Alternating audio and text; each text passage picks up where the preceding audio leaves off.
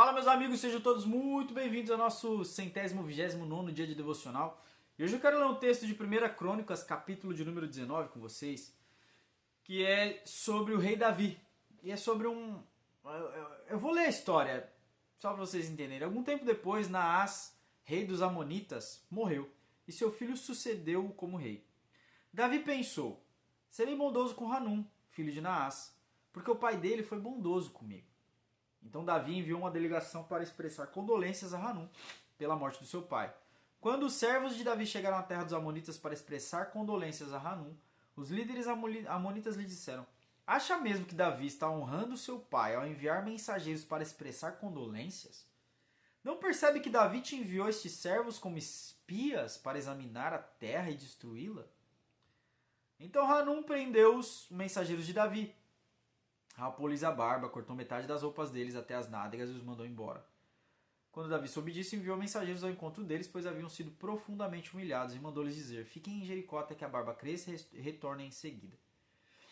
Vendo Hanum e os amonitas, que tinham atraído sobre si o ódio de Davi, alugaram de Arã, Naaraim, de Aram-Maacá e de Zobá carros de guerra e condutores de carros por 1000 talentos de prata. E aqui continua a história.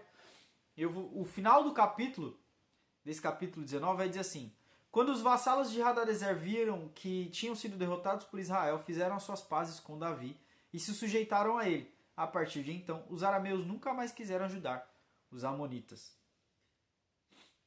Esse texto é muito interessante porque é uma história de saiba escolher as suas guerras. Escolha bem os seus inimigos. Davi, como homem de guerra, no capítulo 18, vai dizer que por onde ele andava, Deus dava vitória para ele. Vai falar sobre as conquistas militares de Davi. E vai falar que por onde Davi andava, qualquer confronto que ele tinha em guerra, ele era vitorioso. E aí, aqui nesse texto, a gente vê que os amonitas, o antigo rei, tinha sido bondoso com Davi, tinha ajudado Davi em um momento da vida dele, e ele falou: o cara faleceu, seu filho agora vai ser o rei, eu vou mandar presentes para ele, eu vou mandar condolências para ele, porque o pai dele foi bom comigo. E no fim, a gente vê aqui que os líderes amonitas disseram: não, é mentira, esses homens vieram espiar a gente para nos destruir. Quer dizer, ele tinha paz com Davi, o reino amonita, os amonitas e Davi, os israelitas, tinham paz ali, porque o rei tinha sido bondoso com Davi, Davi não via como por que ser inimigo. E aí, é aquele negócio ali, você já viu aquele meme, vou ali arrumar uma treta? É esse cara aqui. É esse cara aqui, Naás. Ele... Eu posso pensar aqui que talvez... É muito interessante isso, assim. Quando não conhecemos os nossos pais e não conversamos com os nossos pais e não entendemos as amizades dos nossos pais, os vínculos dos nossos pais, nós acabamos às vezes cometendo erros piores. Essa é a sabedoria de observar e analisar a vida dos outros. Aprenda com os erros dos outros, pelo amor de Deus, e com os acertos também. O pai desse camarada aqui foi um cara bom, foi um cara bondoso com Davi, ajudou Davi no momento de necessidade. Mas ele talvez não sabia dessa história. Ou talvez sabia, mas se deixou levar pelos líderes do povo, que eram ali seus oficiais. Não seja levado pelos outros. Aprenda com os erros dos outros, aprenda com os acertos dos outros, aprenda com os exemplos que você tem ao seu redor. Esse camarada aqui, ele foi lá arrumar uma encrenca. E aí, ele vai e paga, depois você vai ler a história, depois você lê em casa, se dedica um pouco mais depois a ler todo o texto, mas você vai ver aqui que esse rapaz, ele vê que deu errado, deu ruim demais, porque Davi ficou irado contra ele, e aí ele tinha um amigo e acabou arrumando um inimigo. Ele fala: vou contratar uns caras. E aí ele gasta maior dinheiro para contratar povos vizinhos para se juntarem a ele e irem contra o exército de Israel. Daí, em primeiro momento, eles passam por uma luta breve, dá ruim. Davi não persegue eles. Davi fala, tá bom, deu a treta ali e cada um pro seu... Sabe aquela briga de 5 minutos sem perder a amizade, mas cada um pro seu rolê, cada um com seu prejuízo. Davi infligiu um grande prejuízo para esses contratados ali de Naás. Aliás, de Hanum, que é o filho de Naás. E aí esse Hanum, ele tomou um prejuízo, apanhou, mas não satisfeito, ele chamou mais povos ainda. Ele deu uma trégua ali, o povo de Israel voltou, né? Joabe voltou ali o exército de Israel voltou para casa. E aí ele não satisfeito, ele contratou mais gente, ofereceu mais favores, ele chamou a galera e falou, agora você vai ver.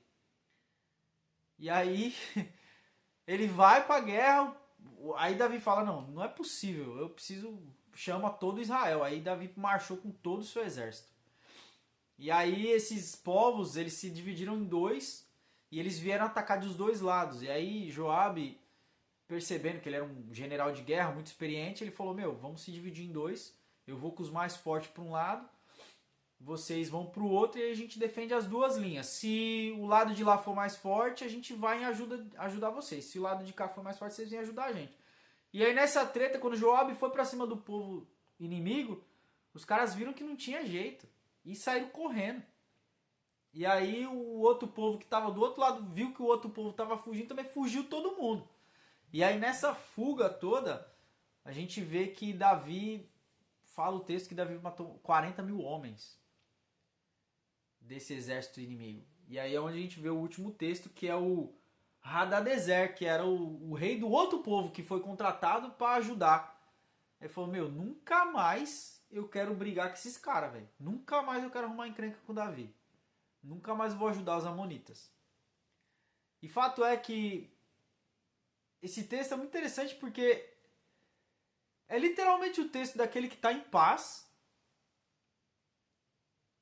e não sabe quem são seus verdadeiros inimigos e acaba fazendo de amigos inimigos. Sabe quando tem alguém que sempre te ajudou e aí a pessoa vai lá e tenta te ajudar mais e aí você, eu acho que ele quer alguma coisa. Eu acho que alguma seta maligna entra dentro de você e você acha que essa pessoa tem interesse, você acha que essa pessoa não é sincera, você acha que ela é seu inimigo, ele quer seu mal, essa pessoa quer, sabe?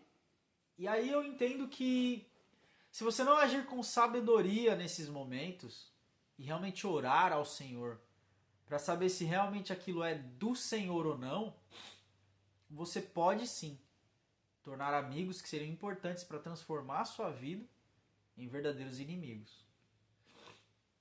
E aí a gente, lógico, a gente não está em tempo de guerra, não estamos falando disso. Mas quando eu falo se tornar inimigo, é uma porta que você fechou, é uma porta que seria bênção para a sua vida. Às vezes,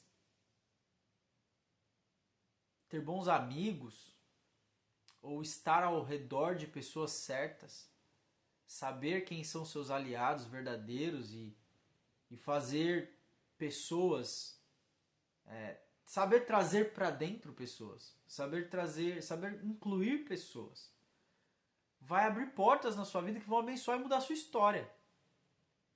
Bons aliados, pessoas boas para estar ao redor, pessoas que... Eu posso dizer que eu tenho muita gente abençoadora ao meu redor. Eu posso dizer que eu tenho muita gente que abençoa a minha vida. Eu posso dizer que muita gente simplesmente estende a mão para mim. Eu não tenho nada para dar em troca. Não é uma barganha. Compreende isso? Eu vejo que às vezes eu olho e eu não tenho nada para dar. Eu não tenho nada para entregar para essas pessoas. O máximo que eu posso fazer é amar essas pessoas, orar pelas vidas delas, é abraçá-las, é sorrir, é tentar não trazer... não tentar sobrecarregar a vida de ninguém, tentar ser leve. Sabe? Porque a paz do Senhor é o que deveria ser a nossa bússola moral, é a nossa bússola da vida, é o amor de Jesus, é a paz do Senhor que excede todo entendimento, é saber que o Senhor é quem cuida de nós, é trabalhar sabendo que eu não trabalho para homens, eu trabalho para o Senhor, e o Senhor que abençoa a minha vida, é saber que Ele que me dá o sustento, Ele que cuida de mim, Ele que, sabe, é ter essa confiança de saber que se você entender que o seu Deus é inabalável e que o cuidado que Ele tem sobre você é um cuidado inabalável, nada pode tirar você das mãos dEle, quando você entende as bênçãos que Ele te prometeu e o caminho que Ele tem para a sua vida, nada abala seu coração mais. Você percebe que as pessoas não são seus inimigos. Você percebe que não importa se existe alguma raiz de inveja, essa raiz de inveja não pode mudar o fato de que você é abençoado.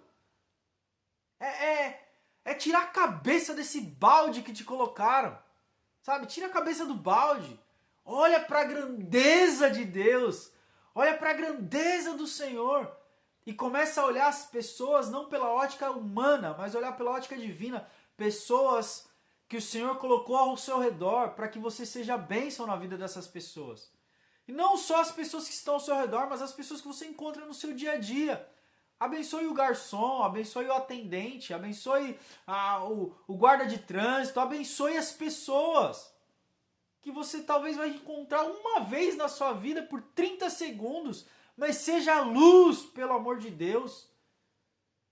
Fica tramando planos, fica tratando, sabe, tem estratégias, e é como se você estivesse ali, eu estou cercado de...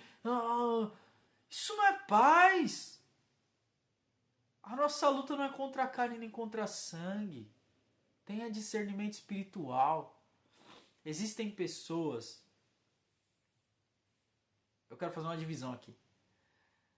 Existem seres humanos que estão realmente direcionados pelo mal. E aí a gente está falando de assaltante, de pessoas que realmente elas te encontram somente para te roubar mesmo, matar e destruir, que é para fazer a obra do diabo. E essas ameaças, elas realmente são mais claras de se entender. Eu não estou falando sobre isso, mas até mesmo essas pessoas, você pode abençoar eles. O cara vai te roubar, você fala, meu irmão, sai dessa vida, irmão. Jesus te ama. Deus te abençoe. Eu te perdoo. Sabe, é difícil falar isso, não é? Mas Jesus disse, ama até o inimigo. E eu abençoo a vida deles. Então eu acho que até nesse caso, até quando realmente é um inimigo declarado, você ainda pode abençoar essa pessoa. Mas quando não existe uma afronta, quando não existe um combate, quando não existe ali uma tentativa de alguma coisa, abençoa essas pessoas, irmão. Na academia, no restaurante, no banco. Eu sei como é difícil ir em banco.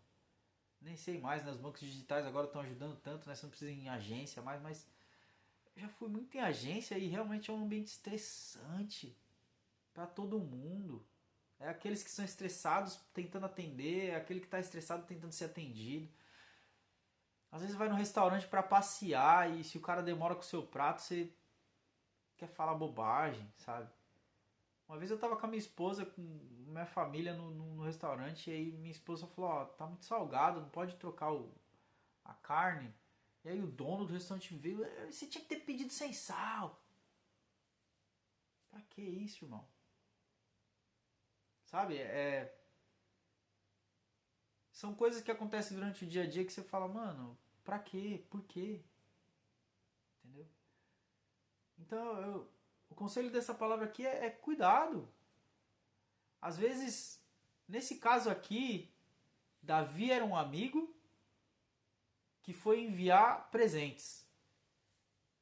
Olha isso.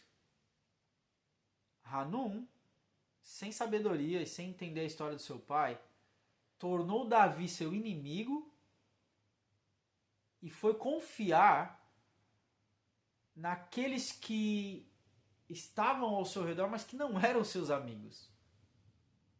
E no fim se viu sozinho no prejuízo. Só perdeu. Perdeu um amigo, ganhou um inimigo e conseguiu entender, ou pelo menos se ele entendeu ou não, que ao seu redor ninguém queria o seu bem. Que situação, né? Você vê como uma atitude errada gerou outras atitudes erradas E no fim, Hanun não ganhou nada, só perdeu. Então, escolha bem as suas lutas. Saiba que nem todo mundo é seu inimigo. Nem todo mundo quer seu mal. E ainda que queiram o seu mal, confie no Senhor que te ama e que cuida bem de você. Escolha bem as suas lutas. A nossa luta não é contra a carne nem contra a sangue. Escolha bem as suas lutas. Tá certo? Deus abençoe sua vida e te vejo amanhã.